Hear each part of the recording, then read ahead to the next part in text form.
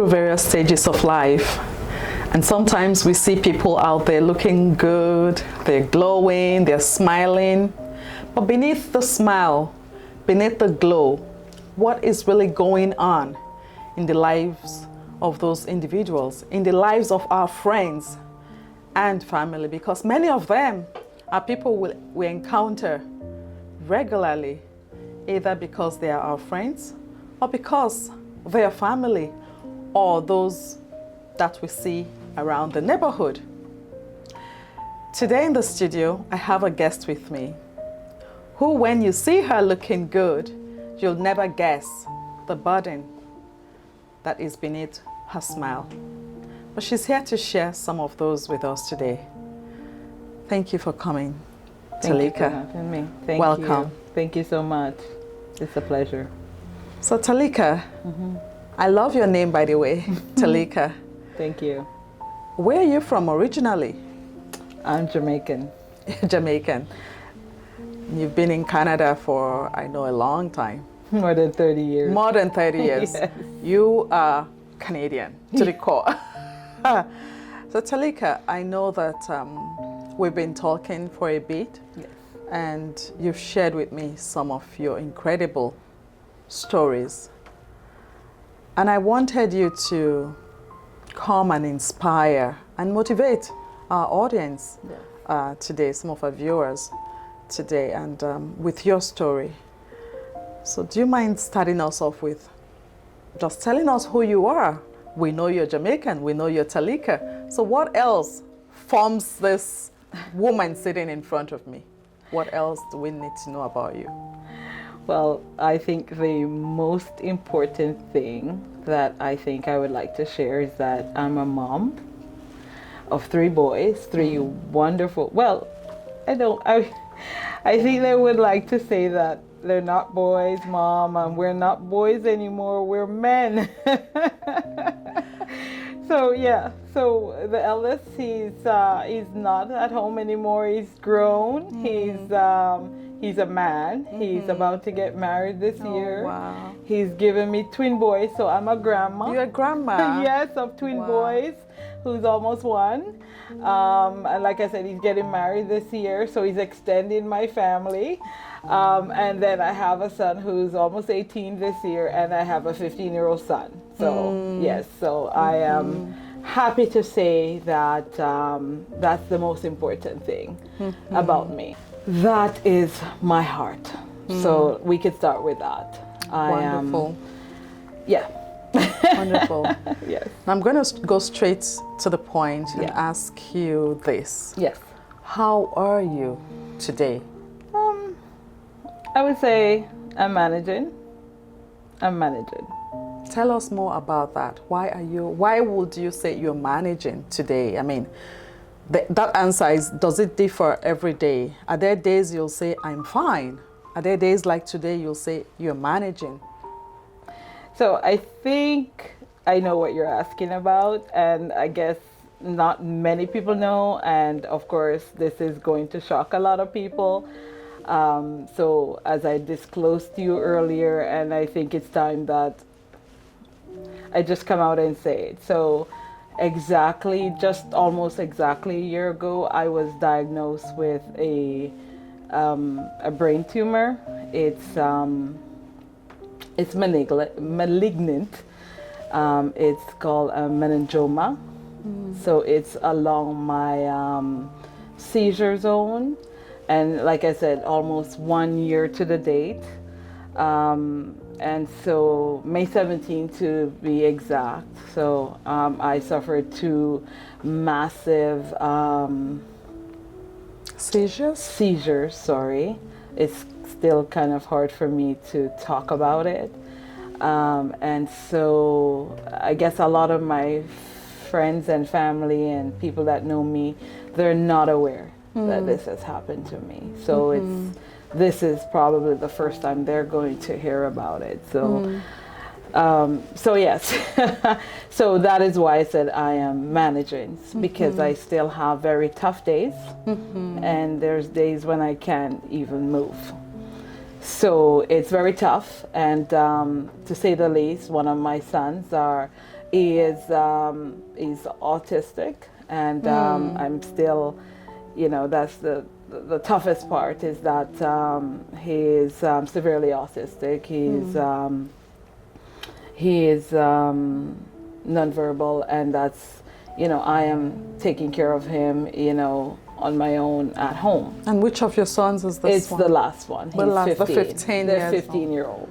And so it's a struggle daily. And of course, I have my 17-year-old at home with me as well. So there's lots of struggle at home, right? And of course, I do everything else that I do. I'm a parent advocate, and I manage because I'm so very involved with my committees and so on and so forth. And that's the thing. Yeah. Like people who know you, Yes. see you up and about. You are involved. You recently got an award. Congratulations, by the way. Thank you. Tell us about that award. So I got an award from the Black teachers. So oh my goodness, the Black teachers, oh goodness, I'm messing up. Take your time. I know you told me earlier that the medication that yes, you're my on medication that I'm on affects your memory. Sometimes affect my memory, but it's the Peel District School Board Black Teachers Association. So it's a really, let's just say that it was an honor to receive such an award from the Black Teachers Association with the Peel District School Board. I'll get back to you. I'll remember and I'll get back to you. But it was an honor to receive such an award. But it was a great honor to receive such an award. What but was I'll the get award back to. for? It was for my involvement in participating and we'll get back to you. It'll come to me. I'm really excited about it, and you just brought it up so sudden. But I will get back to you because there's a million things going on in my head right now. And as I told you, sometimes with the medication that I'm on, it really affects my memory. But like I heard about the award, and I'm so proud, and I know that your family, your friends, they're also proud of you because you're not a teacher. No, I'm not. But like I said, I'm a parent.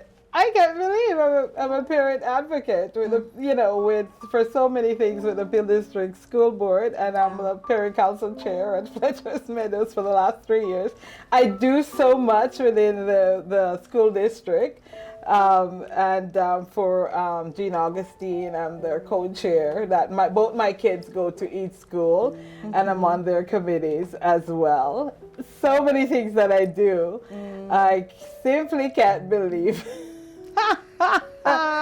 This is too funny. When it comes to you, just I will get it out. I will get it out. Get it out. My goodness, yes. This is too funny. But we'll get back to that in a moment. Absolutely. But yes, I've been a recipient of an award with the Peel District School Board from the Black Teachers Association. But it was really an honor. But we'll get back to that. Yeah.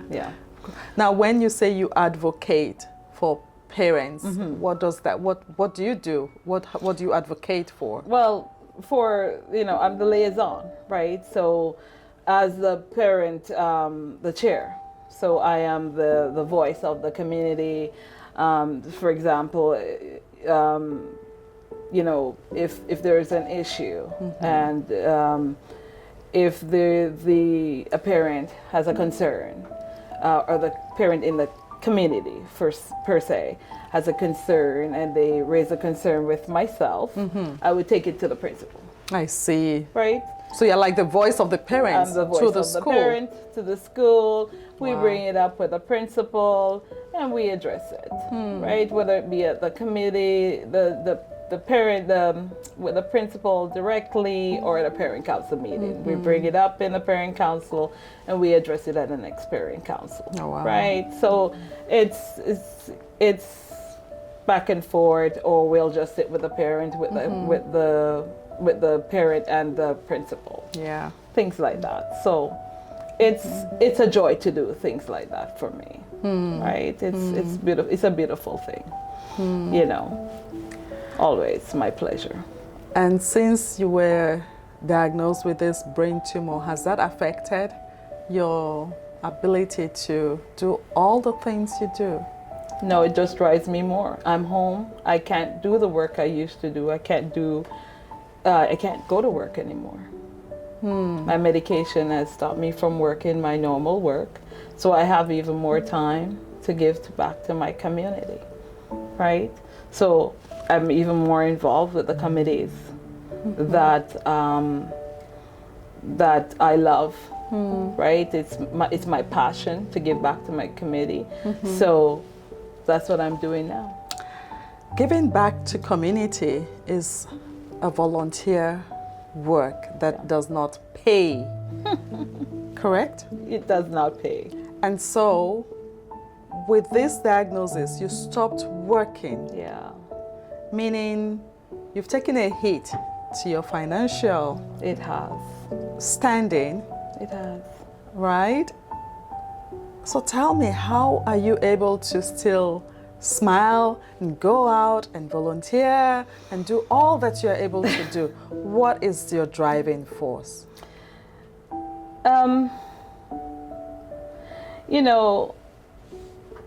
I've never done any type of volunteer work with an expectation for pay. It's never been about the money. It's always been about community. It's always been about my passion for what I'm doing. It's never about pay. I believe in what I'm doing. I believe in education. I believe in our children, our black children, having a place at the table. I believe in the work. So it's never been about money in the first place. Even before I wasn't working and having this much time. For example, my son, he is graduating. He's in grade 12. He's an honor roll student. Oh, wow. And that is simply because I always tell parents, be involved. My son is a testimony, I always say. Be involved in your child's education. Be present. And I think he's a testimony to my involvement and having a relationship with the school. With the school. Yeah. I think he's a testimony to my involvement. Now that I have the time to do that, and that I think is just important. It's important, And my other child who cannot speak, I'm his voice. I'm there. I'm pushing for everything that he needs. I have to be there. You have to be there. I have to be there. So everything that I do, I'm doing with passion. I have to be there. So when you say you have to be there and you get a diagnosis like the one you got, how did that affect you? I don't think I ever thought about that. I never once thought about my diagnosis over what I have to do. I don't think for a minute it stopped me. I never thought about that. That's a good question. I never once slowed down.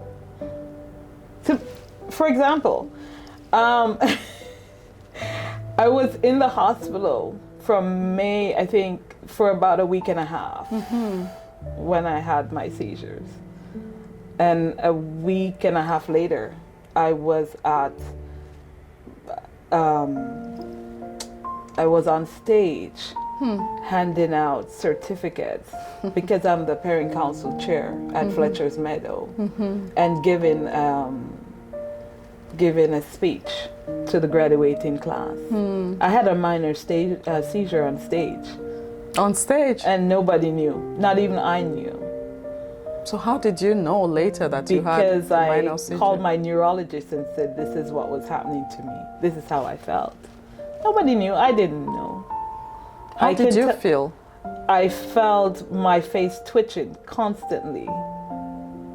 And I was describing how I was feeling. I didn't even know. Because this is after the massive seizures. And I can tell the story now. And that was my commitment. And I'm not saying that I was overdoing it, but I was saying That's how serious I feel about what I do. And I did not even know that's what was happening because I don't think about these things. I just go and do it because I do it with passion. When you were lying down in hospital, what was going on through your mind? So I was, the first thing I did when I woke up, because I was unconscious for a couple of hours after my seizure. And the first thing when I opened my eyes, the first thing I said was only God. So a lot of what went through my head was gratitude. Gratitude. Why gratitude? I was grateful to be alive. I had no idea what was happening. I didn't even know about my tumor when I opened my eyes yet. I was just so grateful to be alive. I was just so grateful. A lot of what I was laying there and thinking about was gratitude. And to be honest with you, through every procedure that I've had, and every time I'm in the hospital, the first person I always see, and this is something that I'm always so grateful for, is my father. See, I'm an only child, and I'm a daddy's girl. And through all my everything, I've had 3 cesareans, and one of the things that I'm always grateful for, when I go through any procedure, I always have to call my daddy. And once I hear his voice, I'm very calm. And as long as he says, I'll be there. This time I never had a choice because, it so happened so quickly. But I was so grateful when I opened my eyes.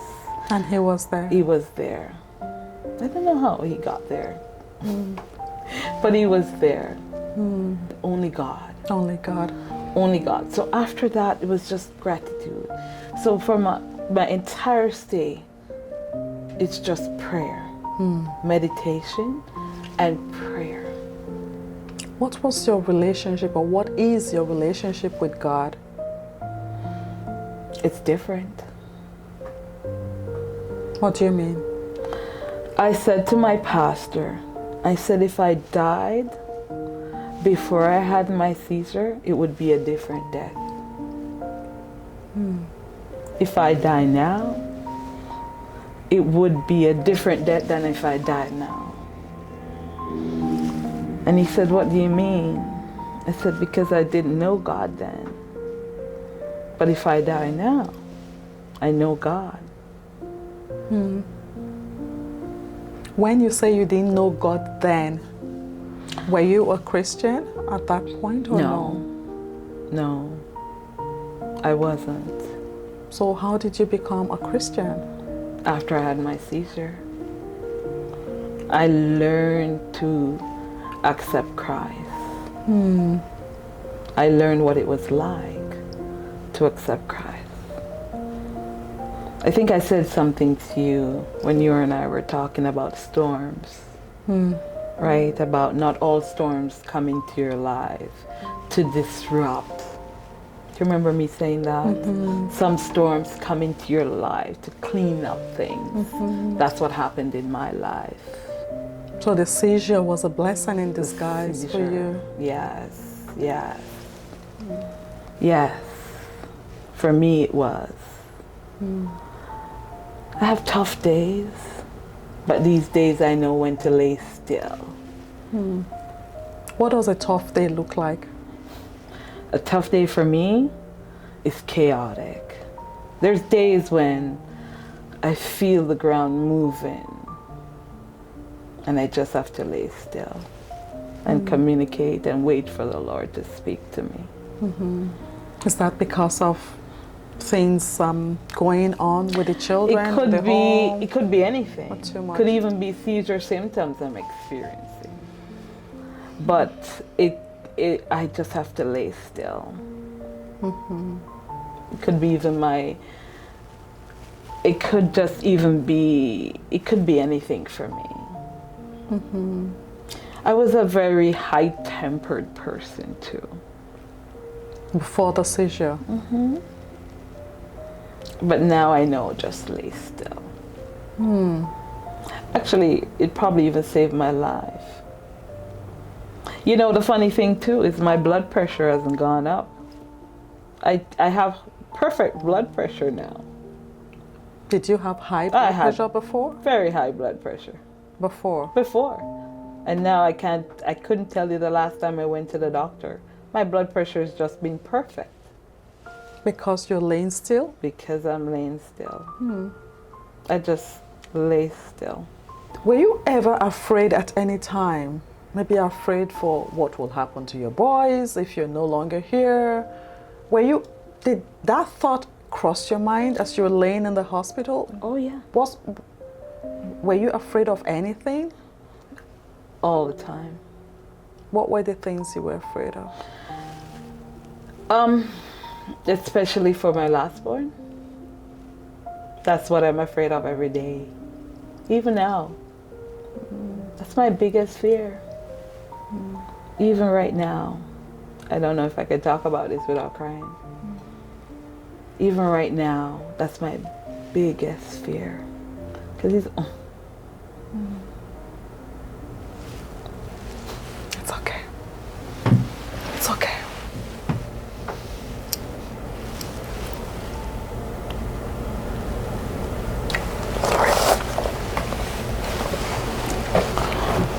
That is my biggest fear.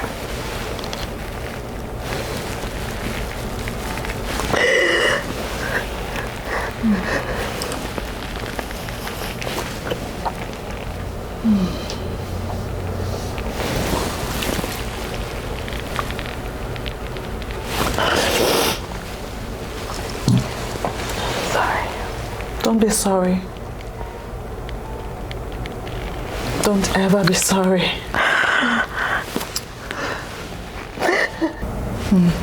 That is my biggest fear. Yeah.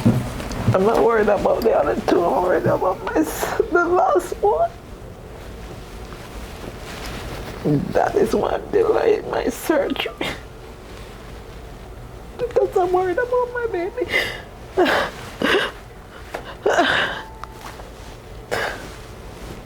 I'm writing all kind of wills.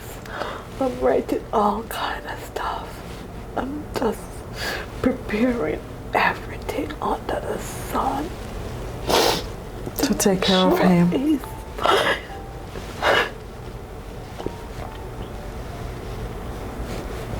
Nothing is enough for him.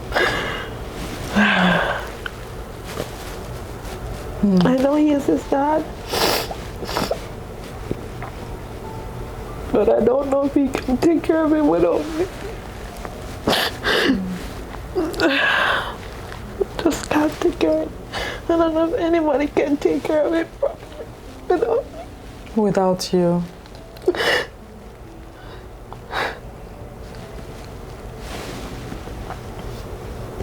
I'm afraid of that. I'm afraid of him losing. You're not afraid to die, but you're afraid for your son. Live without me. Yeah. I know. Because I do everything for him. Where is he right now? With his dad. Does he have younger siblings from another? No?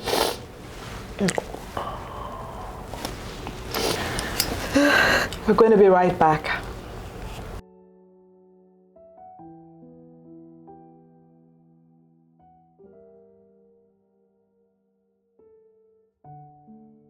Welcome back. If you're just joining us, we're continuing with the story of Talika. So Thank you. Continue with us. And I know that you were trying to remember the award that you got. And you were telling me during the break that it's a long award and you will need your phone. So go ahead and read out the award. Go ahead and read out the award. Thank you so much. Thank you. So the award that I received was from the Network for Black Educators with the region of Peel. Wow. Now, this award was given to me. And so this award was given to me in recognition of my leadership and advocacy of the Black Studies education Wow. in the Peel District School Board. Board. There we go. Wow. Thank you so much. Congratulations. Thank you. Well, it is a long, it really is, but it's a great honor to receive it, and I'm very, very honored and humbled to receive it. And this was last Tuesday that I received it. And I wanted to get it right, so thank you so much for bringing it up so that I could get it right. Get it right. Yes. Yeah. You feel better now? I feel better. Thank you. Yeah. Thank you so much. So how is your faith life now? I know you said if anything had happened to you prior to your seizures, it will be totally different. Yes. What is it looking like now? It's wonderful. It's wonderful. I go to a small, I was telling you, a small but a mighty church. We have a small but mighty congregation. I've got wonderful support. My faith is very strong. I am blessed where I attend and well supported. And I'm very happy where I am right now with my faith.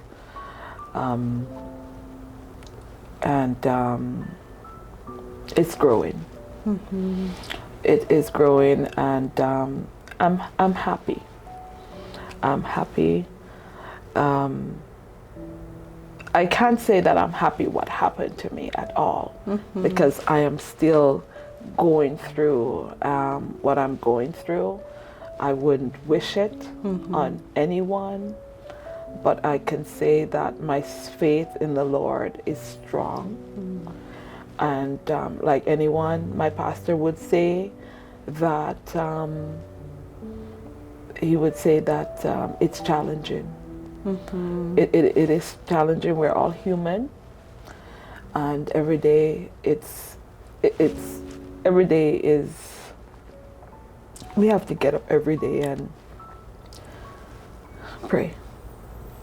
It's a fight, right? It's a spiritual fight.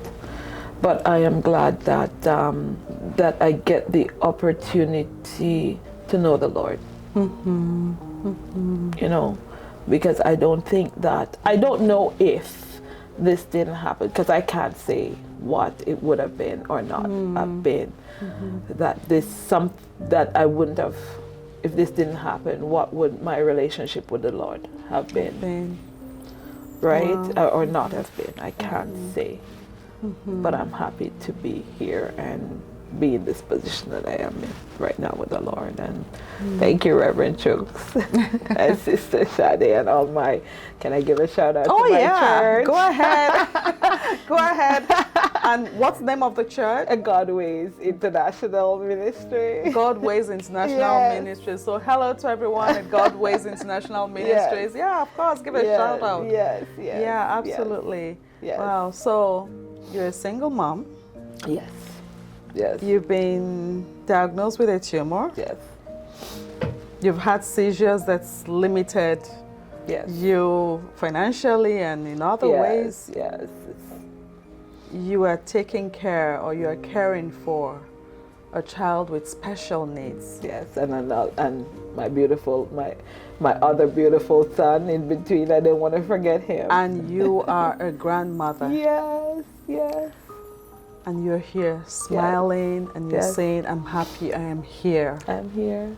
If there are other women who can relate to these challenges watching, what would you want to say to them? You know what? And this is something I have to tell myself.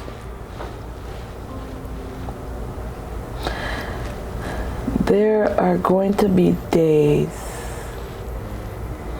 where you want to give up, but you cannot. Your life, once you start having children, your life no longer belongs to you.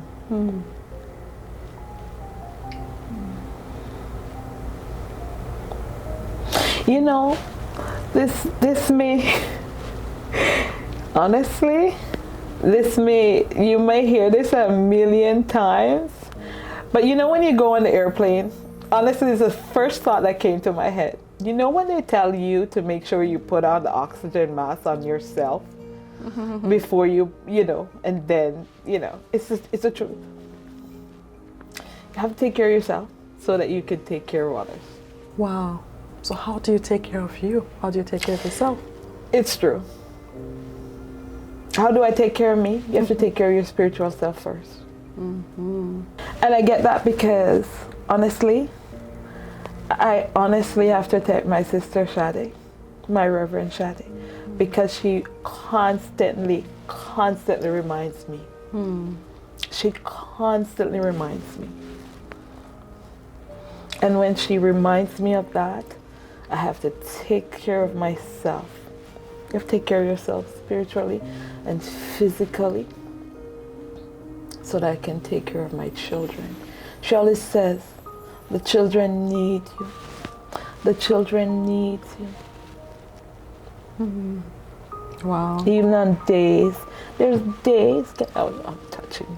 Go ahead. There are days when your physical body feels like you can't even move mentally. You can't even move. And then I remember my children need me. My children need me. So you pick up yourself and you get going. My medication, they make me sleep. If it's up to my medication, I don't even move. Wow. The medication that I'm on, they will let me sleep 12 hours, wake up just to eat, to sleep 12 hours. Wow. Oh yeah. So when people see me moving, it's the will of God. So I will tell other women that, or even in my situation, or even if it's not even on medication, or even in the situation where necessarily in my situation per se, even let's say depression, let's say even just dealing with a child with even special needs, just keep moving. I'm even on the board of directors for let's say Partners for Planning, which is another organization that provides resources for families with special needs. With special needs. Right. And that's in Peel region. It's actually provincial. Provincial. It's worldwide because you could get resources. Well, I would say worldwide. It's across Canada. Okay. Because the resources that they provide is within Canada. And what's the name? Partners for Planning. Partners for Planning. Yeah. I'm going to put that in our description. You could so put that it people in. can. That's right. Reach out. They can provide the information they're providing is resources within Canada. They can get all the information they need for families and caregivers across Canada. Caregivers in like I said, families and children and adults with disabilities, they can get the information there. And you're on the board? I'm on the board of directors as well. Yeah. So they can actually go get resources. But why I brought that up is that if they're families with special needs and mothers that they feel lost and they feel down or even depressed, get information there. And that's why I brought that up. You know, just in case they're in a situation where they feel down or depressed. And I brought that up to say, get going, get information there. Keep moving. You're not alone. Sometimes you just need resources. I just want to say, keep going. You're not alone. Keep moving. That's what I keep telling myself. Keep moving. That's why people see, you know, like you said, people see a smile. I'm like, I'm naturally a jovial person though. That's what people will see. That's my nature. By nature, I'm a naturally jovial person. But nobody knows what's going on underneath, right? That's true. Yeah. That is true. Until they ask Until they ask me. I'm naturally a jovial person, so I try to spread cheer. That's me. Thank you. Thank you for spreading cheer. I spread the joy because that's me. I don't see a reason to walk around with a frown on my face. You know, I feel joy within naturally. So if you really see me with a frown on my face, I'm really sad. But I don't, even when I'm crying, sometimes it's tears of joy. I'll cry happiness sometimes because you're happy. I'll be crying tears of joy with you. I don't know. I'm really funny like that. I cry with people when they're happy. Thank you for bringing cheer. Like that. I just like to bring joy. You know. Thank you. Yes. We feel the joy here. But yes, I want everybody to be motivated, to keep pushing. Wow. I think that's a good segue for us to say thank you. And you have heard it all from Talika. Keep moving. Keep moving. Pushing. You are not alone. You're not alone. And I'm going to put the resources she's just mentioned in our description and also on our website. If you're interested, please go on there and go get the help that you need. You never know what you'll find when you look out for those resources. Thank you all so much for continuing to support us, for subscribing, for liking, for commenting. Please keep those comments coming because when you comment, we know what you want to hear and we know what you want to see on this show. So please go ahead and put the comment out there. Tell us the kind of shows you like to see. More like this, more like the other episodes you've seen. But we would love to hear from you. And if you haven't subscribed, let me ask you to please go ahead and subscribe right now. And if you also haven't done that, click on that notification bell. You do not want to miss our other episode. Until next time, take good care of yourself. Keep moving.